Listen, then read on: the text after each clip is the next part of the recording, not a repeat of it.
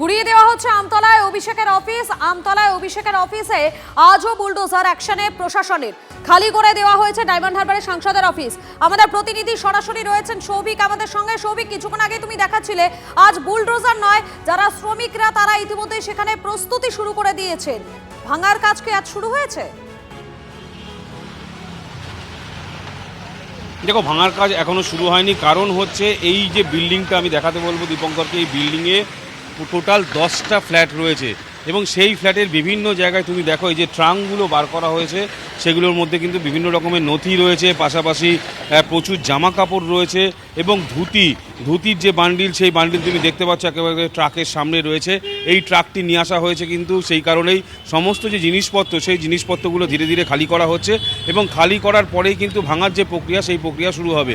গতকালকে আমরা দেখেছিলাম বুলডোজার দিয়ে ভাঙা হচ্ছে, কিন্তু আজকের কিন্তু বুলডোজার দিয়ে ভাঙা হবে না। তার মূলত কারণ এই বিল্ডিংয়ের দুপাশে দুটি বাড়ি রয়েছে, বুলডোজার দিয়ে ভাঙতে গেলে সেই বাড়িগুলো ক্ষতি হতে পারে।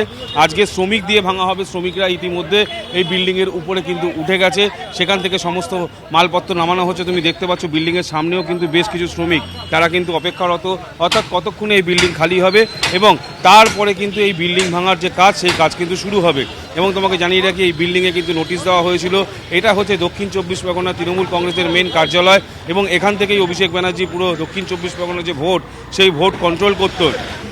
ভোটের আগে তিনি যখন আসতেন তখন কিন্তু এই ভিতরে কিন্তু মিটিং করতেন। তুমি দেখতে পাচ্ছ যে এখানে ধুতি, প্রচুর পরিমাণে ধুতি, যেগুলো ধুতি রয়েছে, দেখো গেঞ্জি রয়েছে সমস্ত সাধারণ মানুষকে যাওয়ার জন্য। সেখানে লেখা রয়েছে উৎসবের শুভেচ্ছা, মাননীয় সাংসদ অভিষেক বন্দ্যোপাধ্যায়ের পক্ষ থেকে সামান্য উপহার, তৃণমূল কংগ্রেসের লোগো।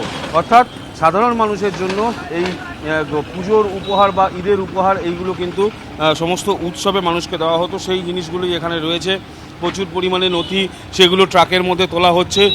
বিল্ডিং পুরোপুরিভাবে খালি করার পরেই কিন্তু এই বিল্ডিংয়ের ভাঙার কাজ শুরু হবে। আমি একবার দীপঙ্করকে দেখাবো। তুমি এই যে প্রথম তলায়, অর্থাৎ একতলায় অভিষেক ব্যানার্জির ছবি কিন্তু দেখা যাচ্ছে, যেটা দীপঙ্কর এখন দেখাবার চেষ্টা করছে ক্যামেরায়। এইরকম ঘর প্রত্যেকটা এই বিল্ডিংয়ে টোটাল 10টা ফ্ল্যাট রয়েছে। এই ফ্ল্যাটের মধ্যে থেকেই কিন্তু সমস্ত জিনিসপত্র, সেগুলো ধীরে ধীরে বার করে নিয়ে আসা হচ্ছে এবং পুরো বিল্ডিং খালি হয়ে যাওয়ার পরেই কিন্তু এই বিল্ডিং ভাঙার যে কাজ, সেই কাজ শুরু হবে। তবে সাধারণ মানুষ দূর দূরান্ত থেকে আসছে অভিষেক ব্যানার্জির এই পার্টি অফিস ভাঙা দেখবার জন্য। কেউ কেউ মোবাইলে ছবিও বন্দি করছে। তুমি দেখতে পাচ্ছ এসির যে ইনডোর, সেই ইনডোর বার করা হচ্ছে। অর্থাৎ ভিতরে যা যা জিনিসপত্র ছিল, বেশ কিছু আসবাবপত্র, চেয়ার টেবিল গতকালকে রাত্রিবেলাতেই বার করা হয়েছে এবং আজও ধীরে ধীরে সেই সব জিনিসপত্রই বার করা হচ্ছে এবং এগুলো বার করার পরেই ভাঙার যে প্রক্রিয়া, সেটা কিন্তু শুরু হবে। যদিও এই বিল্ডিং ভাঙতে বেশ ভেতরে যা যা জিনিস রয়েছে সেই জিনিসগুলো সব বের করা হচ্ছে, তারপরেই কিন্তু এই বহুতল, বিলাসবহুল বহুতল, সেটা ভাঙার কাজ শুরু হবে। ধন্যবাদ তোমাকে সৌভিক, আপডেটের দিকে তুমি নজর রাখো। কালচারও আমি সাপোর্ট করি না, কারণ একটা পার্টি অফিস মানে এতগুলো লোকের যোগাযোগের কেন্দ্র, এবং সেটা যদি এই অবস্থায় ভাঙা সিস্টেম হয় বা আগুন লাগানোর সিস্টেম হয়, তাহলে এই প্রতিশোধ নেওয়ার রাজনীতি তো কন্টিনিউ করবেই। যেমন র্যাগিং হয় না, একটার পর একটা পরের জেনারেশন করে, তো সেটা আমার মনে হয় না খুব ঠিক।